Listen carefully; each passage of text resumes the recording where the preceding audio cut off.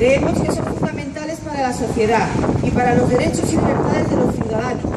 Unos servicios públicos de calidad y que no dependan del sector privado, que son garantía de igualdad de derechos y oportunidades, independientemente de la posición social o económica de la persona. En estos últimos años estamos asistiendo a un progresivo deterioro de la sanidad, la educación, las pensiones y en general del estado de bienestar, que en aras de un pretendido ahorro, no sabemos para quién, y supuestamente una falta de recursos para su mantenimiento, están llevándonos al borde del colapso, para una vez que no funcionan, intentar convencernos a base de repetir continuamente la gran mentira de que es mejor privatizarlos. La transformación que está llevando a cabo este gobierno es un profundo calado e implica la introducción de una política neoliberal que dejará a los pies de los caballos a la mayor parte de la población, que quedará privada de acceso a los más elementales servicios. Ejemplos de estos cambios que nos están imponiendo abundan. Las tasas judiciales impiden el acceso a la justicia de la mayor parte de la población y los trabajadores e impiden que puedan ser corregidos los abusos. La privatización de la sanidad, que poco a poco va imponiéndose a base del copago de los medicamentos, privatizaciones de hospitales en Madrid, pago de medicamentos dispensados en hospitales, etc., castiga a quienes menos recursos tienen, sobre todo a personas muy vulnerables como las dependientes o los ancianos.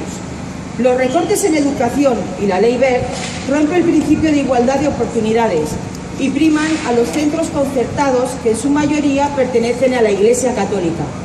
El caso del Fogasa es paradigmático y un botón de muestra de lo que puede ser el futuro de los servicios públicos en España. Se deteriora intencionadamente un servicio hasta el borde del colapso para luego mostrar, con gran alarde de medios, las deficiencias y así justificar las medidas privatizadoras, que casualmente recaen sobre empresas sospechosamente cercanas al poder. Esta es la razón por la que la tasa de reposición de efectivos en las administraciones se ha reducido a cero, mientras que las jubilaciones y bajas de personal se suceden sin cesar, no se repone un solo efectivo.